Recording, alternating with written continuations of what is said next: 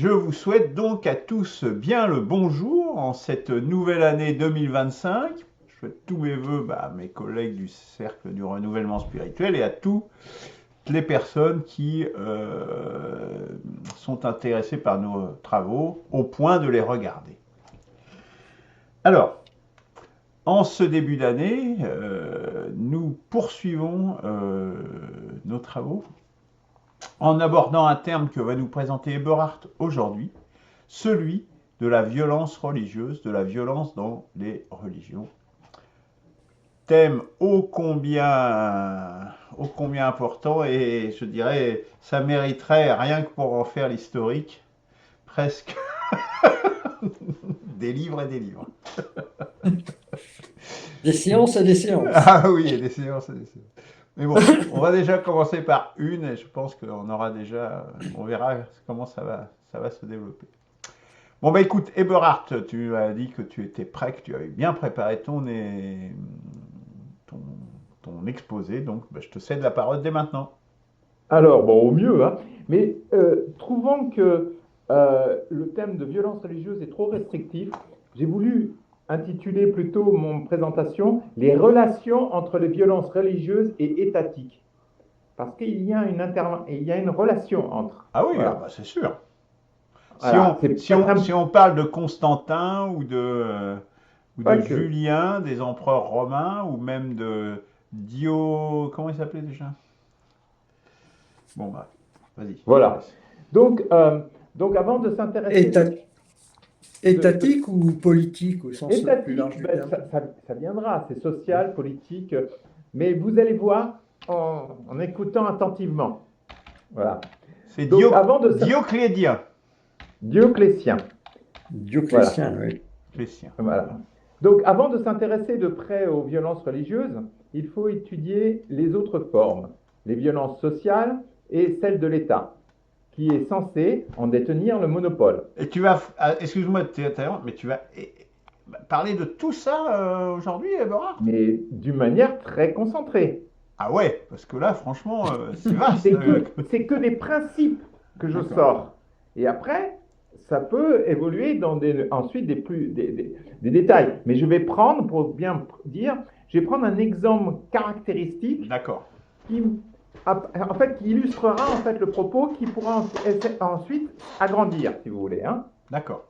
Donc, normalement, l'État est censé détenir le monopole de cette violence, hein, mais seulement censé. Et on verra pourquoi il ne le détient pas toujours.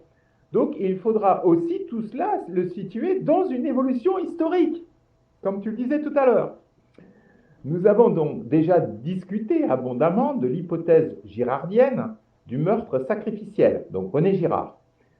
Les mythes des premières collectivités humaines, je le rappelle, indiquent que ce meurtre est en rapport avec des situations existentielles graves qui ont mené à tuer un homme pour le diviniser par la suite.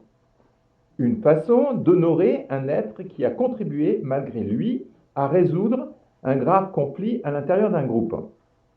Toutes les religions, d'une manière ou d'une autre, font référence, même ténue, à cette origine sacrificielle de l'organisation sociale, mais seulement originelle. Hein.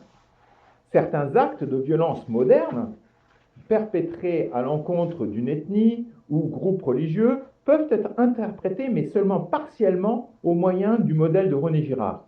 Il s'agit en général de violences exercées à l'encontre d'un voisin géographique ou de groupes ayant développé des conceptions religieuses proches. Toutefois, en suivant Vincent Pavant et en mentionnant spécialement son livre Le totalitarisme en marche, il existe certaines formes de violence qui sortent du couple sacrifice-divination. C'est avec la mise en place d'une structure étatique qu'un mode d'élimination des citoyens déviants va apparaître. Une législation très codifiée de droit écrit permettra dès l'Empire romain de retrancher de la communauté un proscrit qualifié de homo sacer, auquel il ne sera pas conféré de dimension sacrale. On voit là déjà la différence que les Romains, dans tout leur système d'étatique, vont partir progressivement d'une interprétation seulement purement religieuse des activités sociales et politiques de la vie. Après l'apparition donc du bureaucratisme, le légiférant s'affranchit progressivement des puissances divines. Comme souvent, mais de manière informelle, les prémices en auront été fournies par les Grecs. Les condamnations de Socrate et d'Antigone, par exemple. Les Romains, donc je vous rappelle, Socrate et Antigone ont été retranchés, en quelque sorte par le législateur, mais ce n'était pas encore une législation écrite. Les Romains, eux, en ont systématisé la codification. Après le cycle des invasions barbares, le droit romain, revenant, dans sa froideur dépassionnante, s'imposera au peuple européen. Mais l'État ne détient qu'en apparence le monopole de violence. Tout dépend de sa puissance, qui bien sûr est faible dans des situations de guerre civile. Ou alors, il laisse perpétrer des pogroms par calcul politique. Et on verra plus loin, plus décrit ce qu'est un pogrom. Prenons l'exemple de la forme, maintenant, la plus grave de violence étatique, celle que l'on connaît depuis, en gros, un siècle, mais même presque deux, on le verra plus loin, le génocide. Dans ce cas, la machine bureaucratique, donc étatique, organise et met en œuvre l'élimination de tout un peuple, s'il y arrive. Mais il n'existe pas d'opposition de principe entre le génocide et le pogrom. D'ailleurs, le pogrom plus proche de l'hypothèse girardienne. Jusqu'à l'époque médiévale, dans des sociétés profondément religieuses, on illustre en général le déclenchement d'un pogrom par l'intervention d'une sorte de moinillon millénariste excitant la foule contre la communauté juive locale qui était accusée d'une épidémie ou d'un malheur quelconque. Après les horreurs perpétrées par la foule en furie, les autorités locales remettaient de l'ordre afin de reprendre le contrôle de la situation. On assiste encore de nos jours à des phénomènes similaires. Par exemple, au Pakistan, quand un chrétien est accusé de blasphémer l'islam. Par contre, il est maintenant établi que les nazis ont organisé sciemment la nuit de cristal en 1938 à l'encontre des Juifs en essayant de le faire passer pour un pogrom. De même, en Inde, on repère l'intervention des partis nationalistes hindous dans la perpétration de pogroms à l'encontre de la minorité musulmane. Sur ces considérations liminaires, nous pouvons introduire la notion de pogrom génocidaire, en caractérisant des violences politiques et religieuses au cours desquelles une rage populaire se combine aux projets à visée politique. Nous prendrons les exactions du 7 octobre 2023 perpétrées par le Hamas comme marqueur des violences religieuses modernes. Si le Hamas avait eu les moyens, il aurait torturé et tué l'ensemble de la population juive, tout en se gardant des esclaves sexuels en guise de trophées, comme le fit d'ailleurs l'État islamique, ainsi que les conquérants musulmans antérieurs. Après de multiples attentats depuis 30 ans, on peut déclarer que les musulmans, en groupe ou individuellement, sont responsables de la grande majorité des violences religieuses. N'oublions pas que les massacres ne sont pas moins sanglants entre communautés musulmanes d'obédience tribale ou religieuse différentes, les deux allant parfois de pair. En écoutant attentivement les nombreux intellectuels juifs, on constate que toutes leurs questions sont centrées sur la spécificité des persécutions antisémites. Là, j'ouvre les guillemets, c'est des questions qui ont été clairement posées sur un site qui s'appelle Mosaïque, qui dit, donc ouvrez les guillemets, faut-il continuer de croire que la rhétorique arabe ne se réalisera pas? Faut-il oublier la marque infamante de déshumanisation qui nous exclut du reste de l'humanité? Faut-il refuser de se laisser définir comme un but génocidaire? Peut-on et doit-on refouler l'idée d'un génocide ontologique qui se serait dévoilé le 7 octobre 2023? Fermez les guillemets.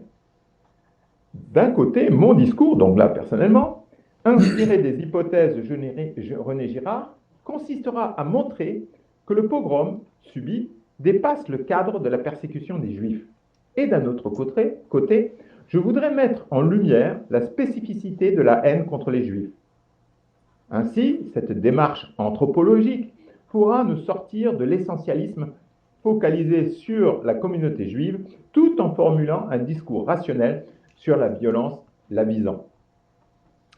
Qu'est-ce qui fait donc maintenant l'unicité d'Israël depuis son origine, provoquant l'incompréhension de ses voisins, de ses ennemis en général? Même si les prémices avaient été semées en Assyrie, avec Zarathustra, et en Égypte, le dieu Aton, dieu solaire, les Juifs insistent et persistent sur l'unicité de Yahvé. Ce dieu est terriblement jaloux, ne supportant pas qu'on lui adjoigne des divinités ni qu'on le supplante. Mais cette caractéristique ne suffit pas pour expliquer l'animosité chronique des ennemis qui attribuent à leur roi des pouvoirs divins ou une ascendance divine. Ça, on revient à la Syrie ou l'Égypte. C'est le cas, donc, voilà, dont les dieux possèdent un ancrage terrestre dans la lignée des mythes tribaux antérieurs. C'est tout le contraire de Yahvé, qui reste inconnaissable, non visible, non représentable, transmettant seulement ses volontés par la bouche des prophètes. Cette caractéristique induit une abstraction beaucoup plus poussée que les autres univers spirituels. Donc le Verbe, comme seul lien avec Dieu, va entraîner une complexification de la pensée juive en matière de morale, qui est réactualisée en fonction des nouvelles conditions politiques. Double point, les victoires ou alors les défaites de la nation. En outre, les Juifs se qualifient de peuple élu d'un Dieu unique, provoquant une inimitié de voisins rabaissés. D'autant plus qu'aucun syncrétisme n'est possible. Augmentant la distance religieuse, le ministère des prophètes successifs induit un progrès aussi intellectuel, par tout ce qu'on a vu tout à l'heure, qui offrira une longévité exceptionnelle à la culture juive, même en l'absence de pouvoir politique. Et maintenant, on voit l'évolution, c'est que, alors que Yahvé punissait encore lui-même le peuple récalcitrant dans les premiers livres bibliques, il envoie ultérieurement, par la bouche des prophètes, un ennemi punir le peuple infidèle à la loi mosaïque, par exemple Nabuchodonosor, qui, dans le texte biblique, est envoyé par Yahvé. Enfin, les prophètes du retour d'exil de Babylone montrent comment le peuple se fait du mal à lui-même par sa propre décadence. Ce progrès, donc il y a quand même un progrès psychoreligieux, il est indéniable. Et à partir du IVe siècle avant Jésus-Christ, la force prophétique s'étiole à la suite des invasions macédoniennes et romaines. Donc cette longue occupation successive étrangère induit l'attente des temps eschatologiques, annonçant la venue d'un Messie devant libérer le peuple, mais attention, par la force du glaive, et apporter justice et bonheur universel, selon les derniers livres bibliques, donc des prophètes. Donc la résilience juive s'explique également par un autre facteur, un séparatisme systématique, mais autonome, imposé à tous les membres de la communauté, interdisant strictement tout mariage mixte tant qu'Israël disposait du pouvoir politique, car les femmes exogènes étaient soupçonnées d'importer des rites religieux souillant le monothéisme. Empêchant tout syncrétisme, cette intelligence juive, cultivant le séparatisme, a été haïe au sein des pays pendant la diaspora, et même des Romains avant la diaspora. Le judaïsme est caractérisé de tous les temps par la rigidité identitaire, compensée par une étonnante capacité d'adaptation dans un environnement hostile. Malgré quelques rares défections dans les débuts du christianisme et de l'islam, le corps social s'agrégea autour de la culture rabbinique de l'exégèse talmudique. Il faut maintenant étudier l'évolution de l'hostilité des deux aires politico-religieuses vis-à-vis du judaïsme. Chaque cas entretient une relation ambivalente d'admiration et d'inimitié avec cette religion fondatrice. Commençons par l'art chrétienne, qui a puisé ouvertement dans la Torah, dont elle a tiré son premier testament. Cette filiation est pourtant rompue en accusant donc le père idéologique, les Juifs, de tuer le fils, Jésus. Et par vengeance non chrétienne, la chrétienté a voulu tuer le père biologique, donc les Juifs, ils connaissaient, par des pogroms épisodiques perpétrés entre le Moyen-Âge et le XIXe siècle. Pourtant, la fréquence de ces exactions se réduisirent au fur et à mesure de la déchristianisation et de la généralisation de l'état de droit. Le génocide nazi de la Shoah n'est pas à proprement parler une entreprise chrétienne, mais elle a pu se réaliser dans une chrétienté laïcisée, laissant se produire un néopaganisme assassin, encadré par un État fort. Entre Nietzsche, une clique de théoriciens, et Hitler, la filiation est certaine. Voici exposé en quelques mots toute la misère d'une chrétienté n'ayant pas approfondi le message de Jésus. Passons maintenant à l'islam. Mohamed, ayant compris toute la force du monothéisme, a lancé son combat contre le paganisme polythéiste qui clivait les différentes tribus arabes. Son projet politique était de les unir sous une même bannière pour constituer une unique organisation sociale. Il s'appuie sur une éthique pastorale et guerrière, proche de celle du judaïsme de la première époque, celle de Josué, où on voit que les Juifs, notamment, détruisent des villes entières, tuant les animaux, les enfants, tous. Mais tout en disant que le judaïsme a évolué vers moins de violence aussi génocidaire dans les derniers livres bibliques. Mais par contre, l'islam a beaucoup simplifié le corpus législatif par rapport au judaïsme. Mais dans le principe, il est de même esprit. Simone Veil déclarait à juste titre que l'islam est une religion de bédouins armés. Le Coran révèle en plusieurs endroits une sorte d'admiration doublée de volonté persécutrice du judaïsme. À l'opposé de la filiation avec la chrétienté, l'islam entretient avec le judaïsme une relation de frères ennemis, assez proche sur le plan culturel et religieux. La loi du talion faisant consensus entre les frères ennemis. Avant de passer à l'actualité israélienne, nous allons pour l'heure montrer que les victimes des haines et de violences ethniques ne sont pas le monopole de la communauté juive. Et ici encore, le judaïsme lui-même révèle à travers le mythe d'Abel et Caïn cette violence générique des individus et des communautés entre elles, partageant bien souvent les mêmes valeurs, ou très proches. René Girard s'étend longuement sur le sujet. Ouvrez les guillemets.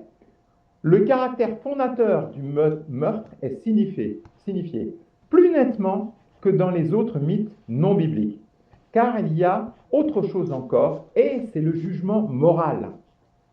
L'importance de la dimension éthique dans la Bible est bien connue. Fermez les guillemets.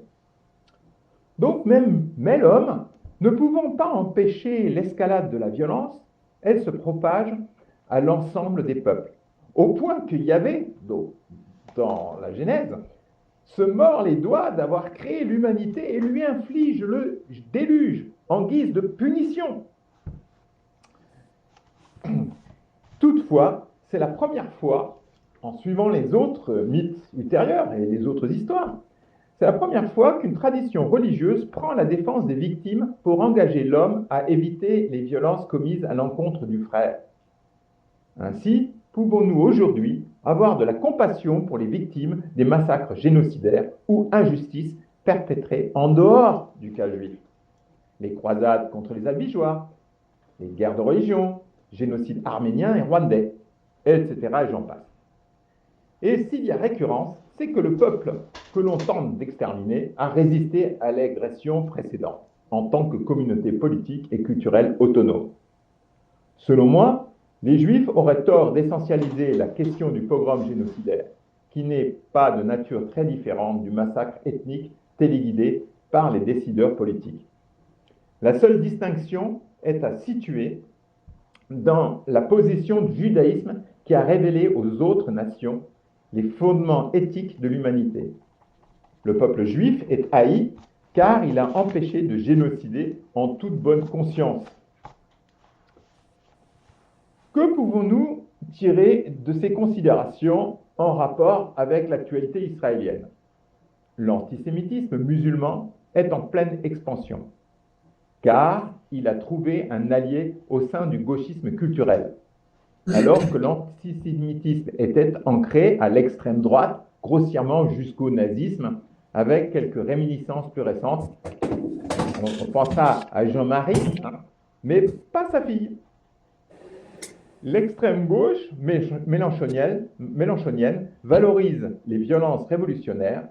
Il faut se souvenir que la Révolution française, aujourd'hui glorifiée même depuis la Troisième République, et spécialement par notre tribun national, a laissé faire les pogroms contre le clergé et les aristocrates et organisé les génocides de la ville de Lyon et des Vendéens. Donc, se rappelant des émeutes plus anciennes, l'islamo-gauchisme soutient franchement la haine contre la France, trouvant en outre un parfait bouc émissaire en la personne du juif. Alors bien sûr, c'est jamais aussi formel, c'est toujours c'est subliminal, mais en fait, on sent bien quel parti est pris. On ne compte plus le nombre d'émeutes dans les quartiers depuis 20 ans, notamment la plus violente à la suite de la mort accidentelle du truand Naël. L'objectif des gauchistes est d'appuyer les ressentiments beurs pour lancer la révolution. L'islamo-gauchisme, en fait, est la synthèse la plus aboutie entre la violence religieuse et laïque, en vue de réaliser une révolution dont on ne sait pas si elle sera islamique. Voire comme en Iran. Là aussi, c'est la même chose. Enfin bon, c'était les mêmes forces politiques qui, au début, pour faire tomber le Shah d'Iran, s'étaient alliées.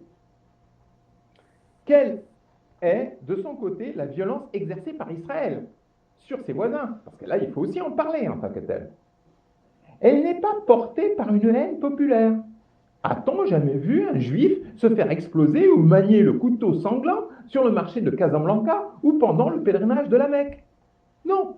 Israël fait intervenir ses militaires comme le font d'autres pays occidentaux. Sa guerre menée n'est pas de nature différente des bombardements de l'OTAN sur Belgrade en 1999, pour ce qui est partie bombardement, des guerres d'Irak ou d'Ukraine. Ce sont des guerres technologiques provoquant des dégâts collatéraux, un euphémisme cachant la mort de non-combattants. Mais l'indignation est à géométrie variable selon les intérêts partisans ou étatiques. Israël se trouve à la fois confronté au terrorisme islamique chronique, pur produit des instincts les plus rétrogrades de l'antique loi du talion, et à une communauté internationale lui réclamant d'exercer les règles de l'humanisme. Les droits de l'homme, dont justement Israël a jeté historiquement les prémices, si on a bien compris ce que j'ai dit précédemment. Cette double contrainte est facilement exploitée par le gauchisme internationalisé. Netanyahou est en fait le protagoniste d'une tragédie grecque devant concilier des points de vue opposés, celui de la défense de son peuple et celui de ses alliés de culture humaniste. Il n'y a pas d'autre issue pour la survie d'Israël que d'affaiblir radicalement son voisinage terroriste. Et n'oubliez pas que c'est toujours l'ennemi qui vous désigne. Et si cet ennemi veut vous génocider, il faut exterminer son idéologie, même au prix d'éventuelles nombreuses victimes et malheureuses victimes. Il n'y a pas d'autre issue pour la survie d'Israël que d'affaiblir radicalement son voisinage terroriste, comme je disais. Comme en Allemagne, et là je sais de quoi je parle, puisque je suis moi-même allemand, et mon père a lui-même subi les bombardements, il fallait d'abord détruire totalement l'idéologie nazie au prix même du bombardement massif de la population civile. Quand on vote massivement pour les idéologies mortifères, il ne faut pas s'étonner que des bombes vous pleuvent par la suite sur la tête. Et j'ai bientôt fini. Comme nous l'avons démontré, les violences religieuses ou ethniques sont entremêlées d'intérêts politiques. Dans le cas que nous étudions, le Hamas avait organisé depuis longue date son projet depuis sa prise de pouvoir à Gaza en 2006. Grâce à des financements extérieurs, l'ONU, le Qatar, etc., plus ou moins détournés, il a professé la haine du juif dans les écoles et militarisé sa population. Les atrocités commises le 7 octobre, qu'il serait insoutenable de décrire ici, ont été commises dans une ambiance de fête populaire. La prise d'otages dans les conditions terribles est également le marqueur d'un terrorisme des plus cruels. Il est donc difficile d'établir une distinction entre des milices et une population civile complice. Notamment, beaucoup savaient où se trouvaient les otages. Pas tous, mais quelques-uns. De plus, le Hamas joue sur deux tableaux. D'un côté, il valorise le sacrifice, tel les nazis d'ailleurs, et utilise sa propre population comme bouclier humain. Et de l'autre côté, il veut faire jouer la corde sensible de l'humanisme en prenant à témoin la communauté internationale. En conclusion, après cette étude de cas montrant l'intrication des violences religieuses et étatiques, nous avons pu déterminer les forces remuant l'humanité depuis que les États, c'est important, contrôlent de plus en plus les peuples dont ils ont la charge.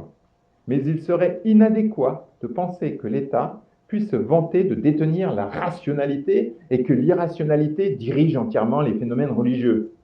Comme le montre clairement la gestion politique du Covid, par exemple, les États se sont appuyés sur les peurs ancestrales et la manipulation de masse pour lancer leurs projets totalitaires, conçus par des puissances financières et globales, comme Gates et Co. Bon, là, je diverge un peu, mais c'est pour montrer que l'irrationalité, elle est aussi des fois détenue par l'État et sa soi-disant organisation méthodique.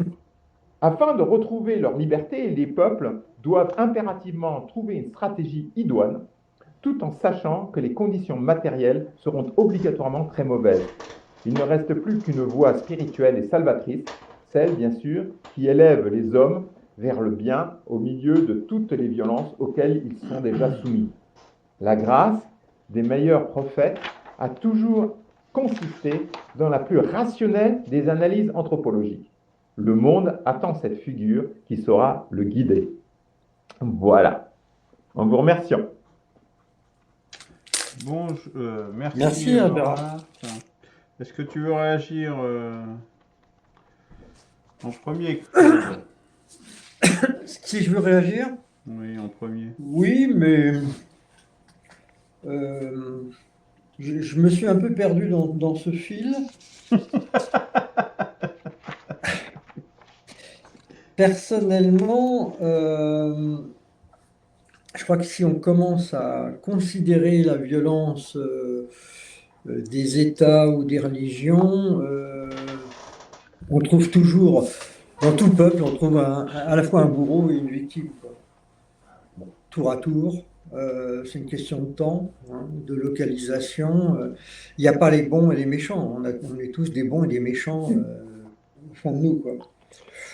Donc, sur la manière, là, j'ai eu l'impression quand même que Eberhard, sur la fin, avait tendance à justifier l'action d'Israël, et je ne suis pas d'accord avec cette vision, personnellement, parce que le 7 octobre ne justifie pas le génocide qui se passe à Gaza, quoi, littéralement, même si c'est un génocide d'État, propre, entre guillemets, enfin, il n'y a rien de propre, c'est sous les bombes, et il fait...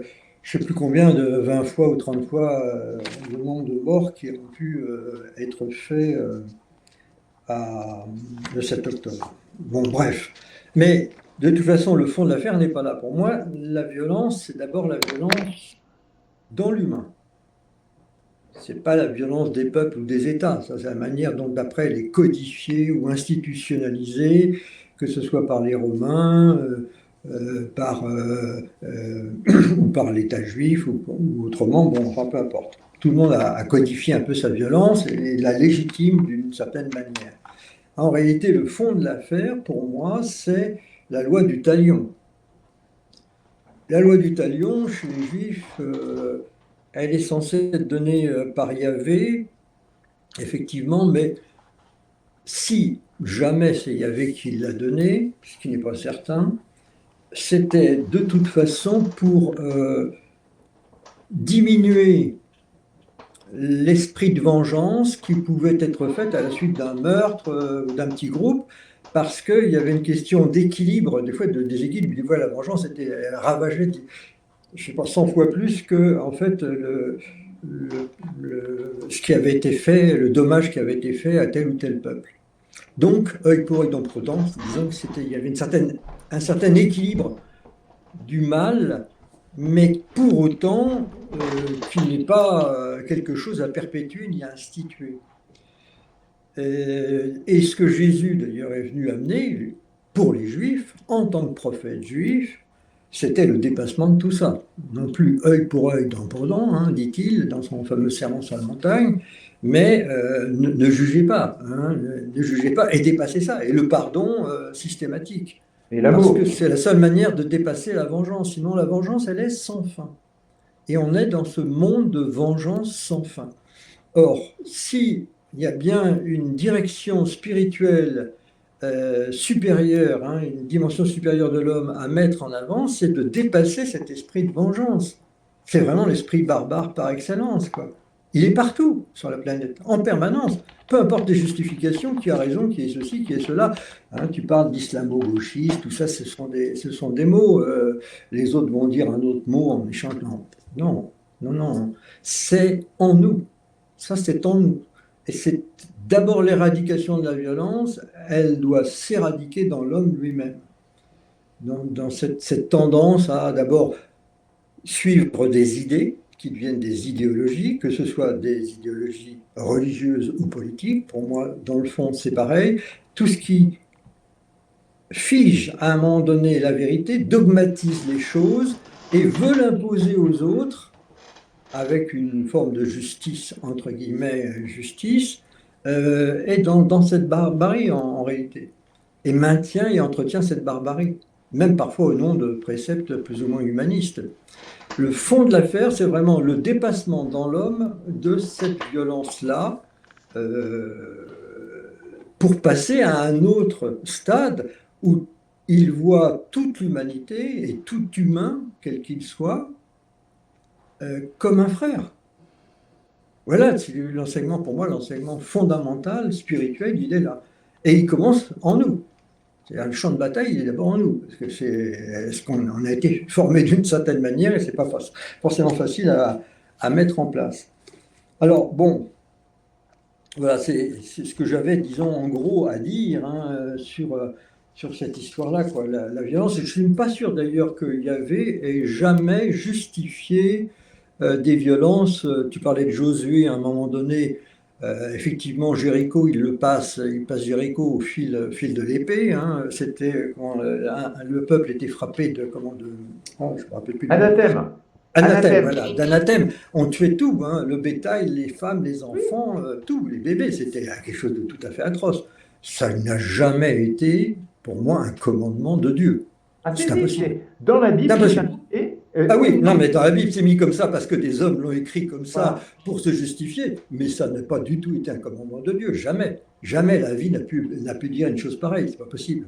Ça, ce sont les écrits d'hommes. Et c'est bien pour ça, c'est que toutes les écritures sont truffées de paroles d'hommes qui veulent justifier leurs propres actions au nom de quelque chose de supérieur, mais en réalité, ça n'est jamais que leur façon un peu étroite et étriquée de voir les choses, qui est mis là, dans ces écrits-là. Hélas. Voilà. Bon, alors après, on peut parler de l'eschatologie justement qui peut en sortir, mais cette eschatologie, elle ne peut pas être, par exemple dans la victoire d'Israël, qui serait le peuple élu, tel que c'est considéré aujourd'hui, dans ce nationalisme étroit, vraiment étriqué, dont fait preuve par exemple un Netanyahou, et en se croyant le peuple qui va quoi, qui va amener le Messie. Mais le Messie ne va pas venir avec. Je suis d'accord avec toi. Pardon ? Je suis d'accord avec toi. Le Messie ne va pas venir par ces choses-là. Donc c'est ridicule. Ce sont des idées et des idées folles. Et ça n'a rien à voir avec une attitude qui serait qui d'abord nous concerne nous-mêmes et qui forcément s'oblige à l'amour universel, à l'amour de toute l'humanité. au-delà des différences, au-delà des croyances, au-delà des institutions, au-delà des États, au-delà des langues, au-delà de tout ça. Pour moi, c'est là que les choses se passent. Donc là, la violence, il faut la vaincre d'abord au fond de soi. Et faire peuple avec d'autres qui partent et qui font dans cette même direction. Il y a pas d'autre chose. Et pour moi, c'était le message de Jésus. Hein. Jésus, qui vient quand même après quasiment combien, 1800 ans depuis Abraham.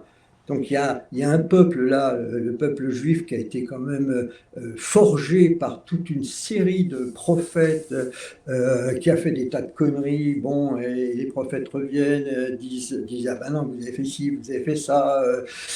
Alors ils prennent ça comme des punitions, mais c'est pas des punitions, c'est eux-mêmes qui s'auto-punissent, c'est eux-mêmes qui, par leurs propres actions, se sont exposés à un certain nombre de choses. Le fait que Nabucodonosor, à un moment donné, soit pris comme l'outil de Dieu pour, entre guillemets, punir, mais Dieu punit personne, c'est pas ça, c'est pas comme ça. Simplement, ils se sont exposés à ça, et puis ils se prennent en retour le retour de leurs propres actes, de leurs propres choix.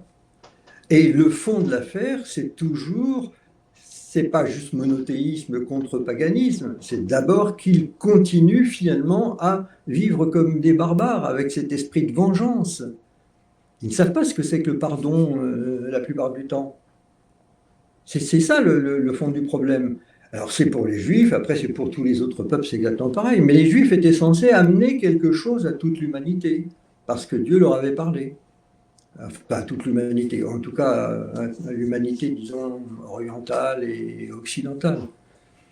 Bon, bref, voilà. Donc, moi, Entendu? j'ai trouvé que dans ton discours, malgré tout, il y avait une tendance à focaliser un peu sur les musulmans, les méchants, les plus méchants, et un peu justifier Israël. Et ça, je suis pas du tout convaincu que ça. D'ailleurs, je vais finir là-dessus. Dans la révélation d'Arès, quand il parle, euh, il y a à un moment donné, il parle justement de l'affrontement des Juifs et des musulmans, et il dit Sarbal et Moussa faire Yerushalayim, faire, c'est-à-dire se battre, hein, Yerushalayim, et il dit les poils, il parle des poils épais, hein, et il dit mauvais pour mauvais. C'est-à-dire que c'est ces deux conceptions mauvaises de Dieu qui sont face à face et qui s'affrontent bêtement. Et il faut qu'on s'élève et qu'on passe à un tout autre niveau de la conception de Dieu, qui est dans la faculté justement à l'homme de voir les choses sur un angle universel. Donc le pardon, la paix, mais il faut l'entretenir tous les jours en soi. Voilà. Bah, merci de finir là-dessus, puisque ça va me permettre d'enchaîner, parce que je suis assez d'accord avec ce que tu viens de dire, bon, même si au-delà de la révélation d'Arès, hein, je dirais, Oui, oui, oui, bien c'est, sûr, bien sûr. je ne me vois pas, moi je dénonce la barbarie, donc ce n'est pas justifier une barbarie par une autre barbarie, enfin, quand c'est la barbarie qui répond à la barbarie, de toute façon, on ne fait qu'entretenir le, le C'est exactement cycle de ça. la barbarie. Donc c'est pas comme ça qu'on va en sortir, c'est clair. Ça passe forcément à un moment par, alors on peut appeler ça le pardon, au moins par un accord, pour ça des accords de paix, des choses comme ça peut s'appeler aussi comme ça. Hein. Des arbitrages, Des c'est quoi? arbitrages, voilà, des réconciliations, voilà, Oui. ça peut être différentes choses. Donc en tout cas, la barbarie n'est jamais une bonne réponse à une barbarie, de toute façon. Sauf si effectivement, sauf s'il y a l'éradication qui est au bout, quoi. Parce que sinon, bah, du coup, la barbarie sera totale et définitive. Donc là, ce serait quand même une victoire de la barbarie qui serait préjudiciable. Euh, Moi, j'avoue que, enfin, le sujet me semble extrêmement vaste et tu l'as mené de façon assez tortueuse et je dirais, moi qui me satisfait pas tellement parce que je trouve qu'on a fait tiré des traits, des conclusions, des amalgames et tout ça très, euh, on a du mal à reconstituer le fil. Pour moi, le sujet était trop vaste et on a l'impression que tu cherchais un petit peu à démontrer un parti pris en essayant de construire ce que j'appelle une démonstration téléologique ou finaliste, c'est-à-dire on a une conclusion à laquelle on en est arrivé, puis on construit tout un récit pour essayer d'arriver à cette conclusion. Et ça, c'est vraiment pas. Enfin, moi, c'est une méthode que je récuse et que je proscris, justement comme ça que procèdent souvent les islamo-gauchistes, ou enfin plein de gens, en définitive, de différents courants politiques notamment, ou religieux d'ailleurs, qui partent d'un point de vue de départ, et puis en fait, ils construisent tout un discours pour justifier cette conclusion qui était en fait une prémisse, qui était quelque chose qui était déjà là au départ. Moi, c'est vraiment la méthode, enfin, et celle que j'aimerais qu'on ait dans le cercle du renouvellement spirituel, c'est vraiment très exactement le contraire. On cherche et on arrivera à des conclusions qui nous plairont ou qui nous plairont pas, enfin voilà, mais qui seront dans la réalité, qui chercheront la vérité, qui chercheront le bien, parce que la vérité, et ça, ça mène forcément au bien, je dirais. Voilà. Donc, je pense que ça me semble extrêmement important. Parce que, enfin, sur ce que tu pointes, Claude, mais Oui. sur Israël, tu peux dire, par exemple, qu'il y a plein de musulmans et d'États musulmans qui soutiennent Israël. Donc, à contrario de tout le discours que tu as construit, tu prends quasiment tous les royaumes musulmans soutiennent Israël, en commençant par le Maroc, l'Arabie Saoudite, les Émirats Arabes Unis.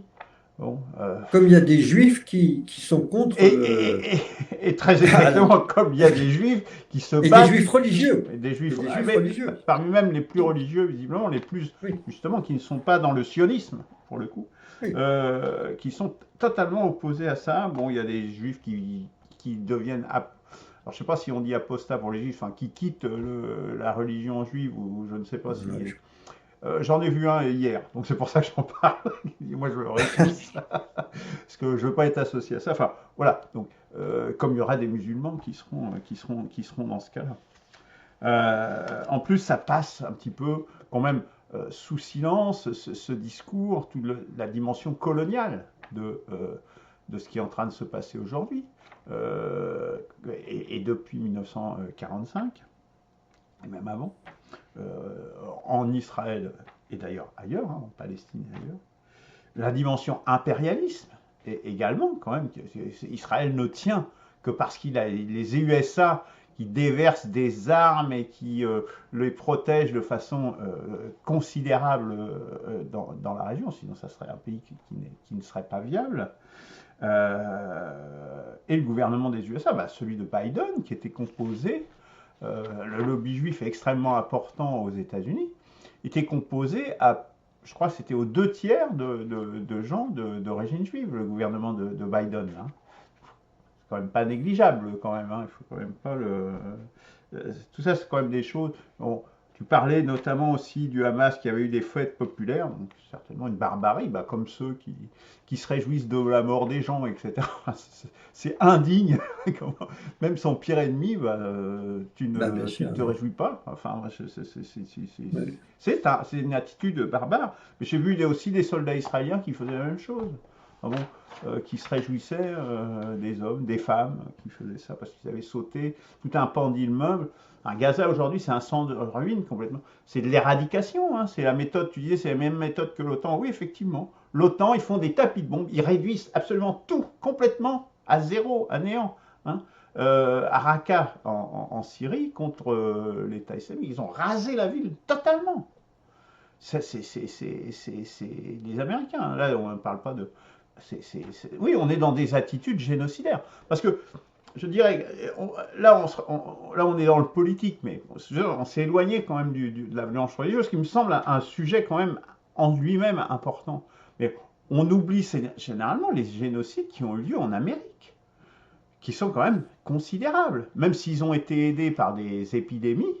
Le génocide qu'ont pratiqué les Espagnols en Amérique, puis contre les Indiens, je dirais plutôt du Sud et du centre de l'Amérique, et celle pratiquée par les Anglo-Saxons dans les actuels États-Unis et au Canada, c'est quand même quelque chose. Hein. Il ne reste plus rien de ces peuples. Hein. Il reste que quelques personnes, quoi.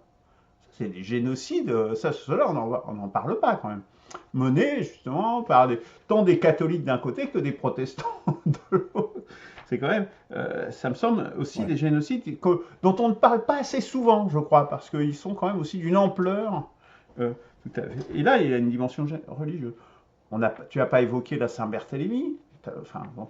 Il y aurait beaucoup à dire hein, sur ça. Donc on a focalisé sur quelque chose qui me semble pas... alors, relation avec l'État, bon, on a parlé en préambule notamment de ce qu'ont pu faire les empereurs romains, et puis dans les deux sens, hein, d'ailleurs, tout cela c'est pour ça que je disais, ça me semblait quand même un sujet gigantesque, et ça me semble, je ne pense pas qu'on l'ait traité de la meilleure des façons. Sur les musulmans qui sont responsables de la majorité des violences. Alors, je ne sais pas si tu parlais historiquement ou si c'était actuellement. En termes, là je parlais des violences, notamment des USA qui pratiquent ça depuis qu'ils existent, hein, quasiment. Il n'y a pas forcément toujours une dimension religieuse hein, là-dedans. Hein. Je parlais d'impérialisme notamment.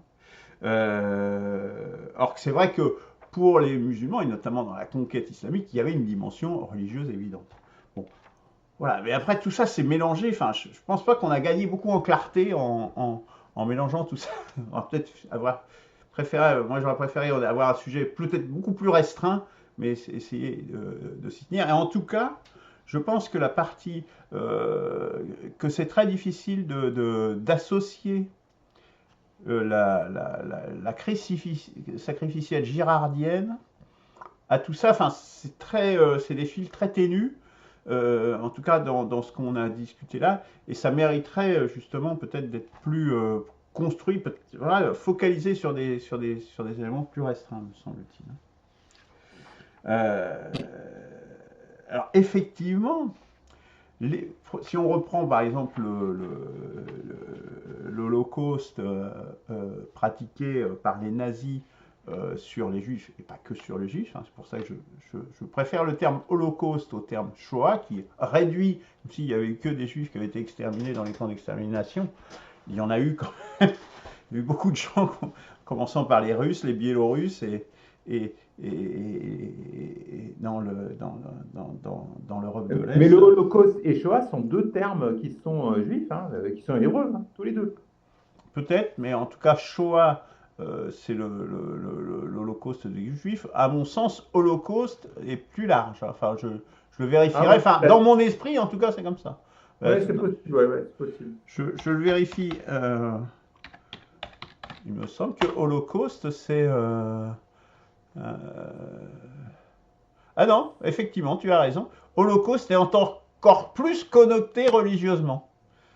D'accord. Ah bon, bah, Ouais, mais c'est pas grave. bon, alors moi, je prenais exactement à l'inverse. Donc, je pensais au contraire qu'il était... Bon, on parlera de génocide. Hein, voilà, enfin, ou massacre. Dans le Holocauste, il y a une dimension sacrificielle hein, aussi. Voilà, c'est ça. Donc, c'est là ça. où je voulais revenir. C'est peut-être effectivement, d'ailleurs, René Girard lui-même l'a évoqué, disant que comme il y a moins en moins de sacrés dans nos sociétés, la masse du sacrifice qui est nécessaire pour passer la crise girardienne, je dirais, hein, pour changer d'époque, quelque part, pour changer de spirituel, il y a un mouvement spirituel qui s'enclenche, le volume du sacrifice est nécessairement beaucoup plus grand. Et donc, on en a eu un exemple avec ça. Moi, ce que je crains, c'est qu'on en ait un exemple également, encore à une échelle démultipliée, à l'époque présente. Voilà, je en resterai là. Eberhard, si tu veux conclure. Alors, moi, je pense une chose.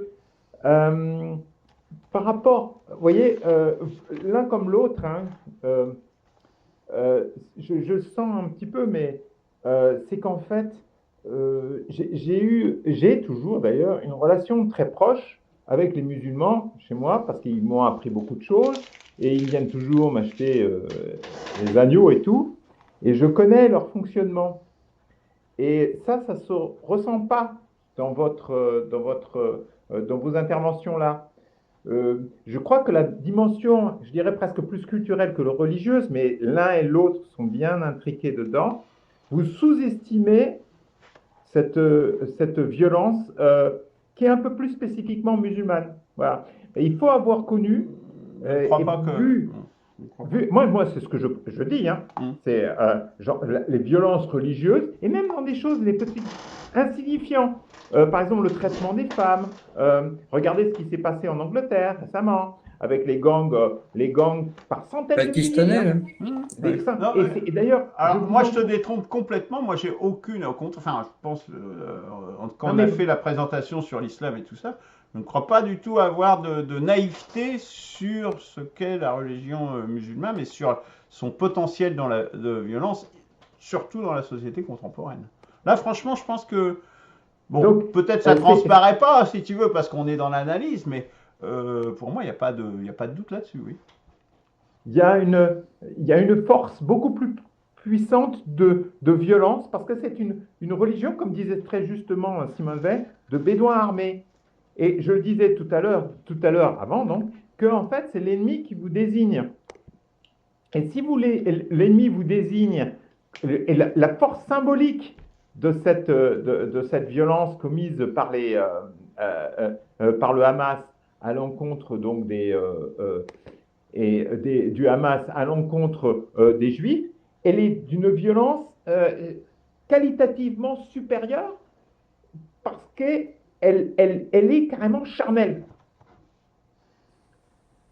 Attendez, excuse-moi, j'ai fait. Mais là, je vois pas la différence, Non, personnellement. honnêtement, moi, j'ai du mal Quand- à voir quand la les- différence en intensité, si tu veux. Hein. Non, mais vous êtes dans le Quand quantitatif. les Américains, Non, mais quand vous êtes les dans le Américains quantitatif. balancent la Vous êtes dans le bombache sur quantitatif. Hiroshima, Non, vous êtes dans le c'est peut-être une quantitatif. bombe qui est lancée Oui, de et loin, mais c'est aussi Hiroshima atroce. aussi. Oui, mais non, mais le nazisme est un degré qualitatif supérieur dans une certaine direction. La bombe atomique est une augmentation qualitative supérieure dans une certaine direction. Et les attentats du Hamas, même si, entre guillemets, il n'y a eu que 1300 morts, mais dans des conditions d'une atrocité extraordinaire. Je ne sais pas si vous avez suivi la manière dont les gens étaient torturés, les enfants, les bébés et tout, hein, femmes enceintes y compris, mais dans des horreurs que je ne veux pas aborder ici parce que moi, ça me fait des cauchemars. Il est grave de tuer, effectivement, mais je suis contre aussi. Non, mais c'est deux types. Il y a la guerre industrielle qui est pour moi aussi, mais depuis la société industrielle, hein, depuis quasiment la guerre de 14-18, même s'il y a eu des prémices avant, eh bien, ça aussi, c'est un degré qualitatif d'assassinat supérieur. Et c'est juste, je ne justifie aucune, alors je vais vous le dire, hein, je ne justifie aucune guerre, mais quand ton voisin veut te génocider, c'est ce que veut faire le Hamas, c'est ce que veut faire le Hezbollah aussi, ben, tu fais quoi? Alors que tu as un système d'état de droit, c'est ce que fait Israël aussi, c'est un état de droit. Mais il commet les mêmes, certains diront atrocités, parce qu'il bombarde aussi systématiquement que les Allemands pendant la Seconde Guerre mondiale, et personne n'a jamais parlé de génocide du peuple allemand, ou du moins des villes allemandes, personne n'a dit ça. Donc chacun utilise des mots qui l'arrangent du point de vue de ses agendas même inconscients politiques.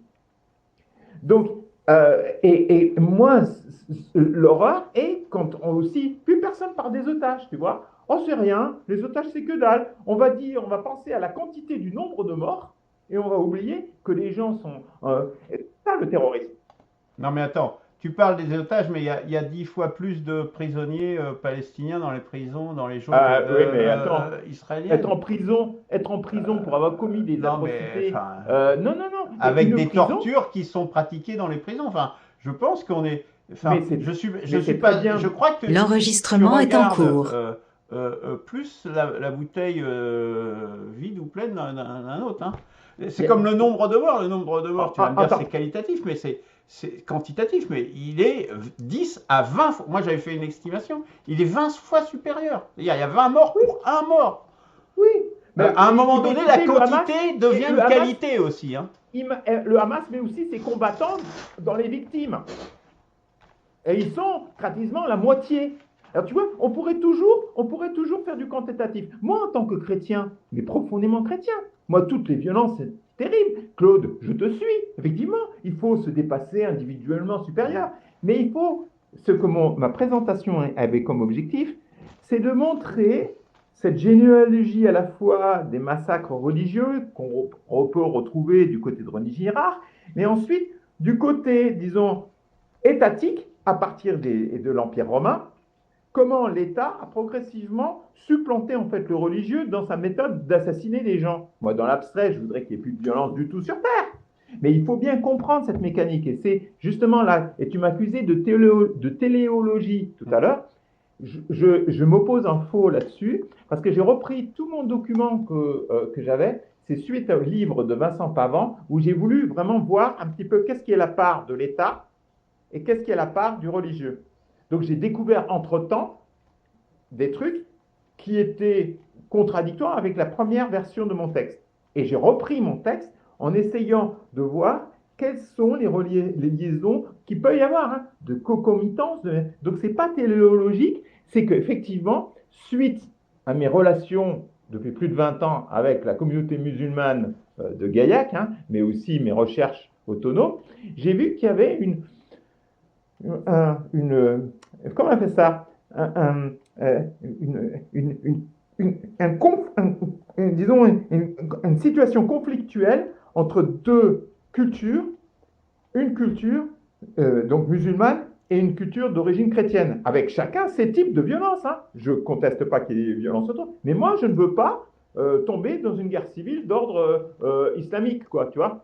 Tu vois, il y en a même qui disent, là, il vaut mieux encore, je ne me rappelle plus où j'ai lu ça, il vaut mieux encore une guerre civile chrétiano-chrétienne, parce qu'à un moment donné, on va pardonner, comme après la Révolution française. Mais quand c'est une guerre civile entre des chrétiens et des musulmans, il se passera exactement la même chose que le 7 octobre 2023. Et ça, dans des horreurs les plus infâmes, et là sur des années. Et donc, moi, je suis content d'être en Europe, je suis content que ma fille porte pas le voile, je suis content que ma fille peut faire des études et qu'elle ait le droit d'aller à l'école. Hein, tu vois ce que je veux dire? Donc, c'est une question culturelle. Et nous, on est même, malgré l'industrialisation de notre système de guerre, qui était une atrocité, hein, c'est vrai, tout est atrocité, mais néanmoins, je sais qu'à un moment donné, je sais que les Ukrainiens et les Russes vont un jour faire la paix. Mais quand je vois depuis 70 ans qu'il y a la guerre entre Israël et le judaïsme, que je vois qu'Israël fait la paix avec le Maroc, fait la paix avec l'Égypte, fait la paix avec la Jordanie, etc., et qu'il y a des groupements au sein de l'islam qui voudraient absolument détruire le dernier des juifs possible. Et ça, je me révolte contre cette conception-là. Voilà. C'est une question de principe quasiment humaniste, même si je sais qu'il y a beaucoup de musulmans qui sont morts et qui sont certainement une dizaine de milliers, quelque part, là, tombés sous les morts, des femmes et des enfants. Mais, comme je dis, les Allemands qui ont voté à 90% pour Hitler en 1938, ben, ils sont responsables de se recevoir ensuite des bombes sur la gueule. C'est tout. À Essen, à Dresde et compagnie. C'est pas plus justifié, mais bon. Oui, mais non, mais tu as une responsabilité politique. Si tu votes à 70% pour la masse, et que tu dis, ah oui, on va détruire tous les juifs, et qu'ils ont ensuite subi un lavage de cerveau, si les écoles financées par l'ONU, hein, l'UNRWA, là, qui faisait en sorte de dire à tous les gamins qui aujourd'hui, à Gaza, il faut écraser tous les juifs, les torturer tous, quoi. Et les Israéliens n'ont jamais eu cette mentalité. C'est exceptionnel. Tu trouveras toujours dans toute société des gars qui sont sadiques. Parmi les soldats israéliens, il y a peut-être un bataillon qui est dégueulasse, mais tous les autres, ce n'est pas du tout des assassins. Voilà. Parce qu'ils sont passés par l'humanisme quand même, les Israéliens. Netanyahou, non, c'est pour ça qu'il y a plein de soldats israéliens qui désertent aussi parce qu'ils ne veulent pas participer à ça. Eh bien oui, ben ça montre. Essaye de déserter. Parce que justement, ils commettent des atrocités. Enfin, oui, mais d'accord, essaye de déserter quand tu es un soldat du Hamas. Et qu'est-ce qui va se passer avec toi? Cette différence, si tu veux, oui, justement, c'est une très bonne truc. Mais en même temps, essaye d'être... Réponds-moi à la question, tu es un soldat du Hamas et tu trouves que pour des questions d'atrocité, tu vas déserter. Eh bien, qu'est-ce qui va t'arriver? Je ne vais pas choisir les barbaries. Parce tu vas que être je égorgé. combats toutes les barbaries. Oui, Donc, mais vous, Bah vous oui. êtes dans l'abstrait. Là, je vous dis, Non, non, non, c'est pas du tout de l'abstrait. Vous êtes Non, dans non, mais tu- l'abstrait. Vous niez Pas du l'implication tout. de l'État, de la société en général et des Non. structures sociales. Vous, des marxistes, Mais- anciens marxistes. Mais tu Mais- veux peser dans la barbarie, dans le degré d'atrocité, c'est ridicule. Je veux Dans toute je l'histoire l'explique. humaine, il y en a partout. J'explique l'influence du Et collectif. j'ai parlé de l'État américain, j'ai parlé du gouvernement américain, et tu oui, me mais dis que même je lui, l'évacue. même lui, Et tu viens, et Claude vient de parler de Netanyahou. Enfin, Oui, franchement, enfin, mais c'est. j'explique l'influence des organisations Ton raisonnement, il sociales tient et pas, politiques. Eberhard, hein, franchement. J'explique les influences des organisations politiques, religieuses, sociales, y compris les partis, hein, y compris les syndicats. Il faut essayer de comprendre, et en anthropologue, mais aussi en sociologue, comment elles influent sur notre système de violence, aussi individuel. Et quand on a compris ça, on avance mieux. Et ça, vous êtes passé à côté de ma démonstration. C'est ce que je vous en renvoie. Ben, moi, j'aurais préféré que tu insistes sur le passage de la violence religieuse, intrinsèque à la religion, à cause de la doctrine, à cause d'un certain nombre de valeurs, à celui de la violence d'État. Parce que pour C'est moi, ça. il y a un vrai passage de l'un à Oui, l'autre. et ça aurait Ça, été c'est vrai. beaucoup plus Et convaincant. c'est de je même pense. nature. Oui. Et pour moi, c'est de même nature. Oui. C'est une Oui. nature, c'est de nature religieuse. Ce sont des organisations sociales, je dis. Alors, Mais c'est ouais. Ok. Ben, Ok. Bon, la semaine prochaine. ça fait un petit peu plus d'une heure que nous en discutons. Bon, Oui. je Ah pense ouais. que- Oh là oui. Mais c'est très intéressant. Merci beaucoup. Merci à vous, messieurs. Donc, j'arrête l'enregistrement. Merci de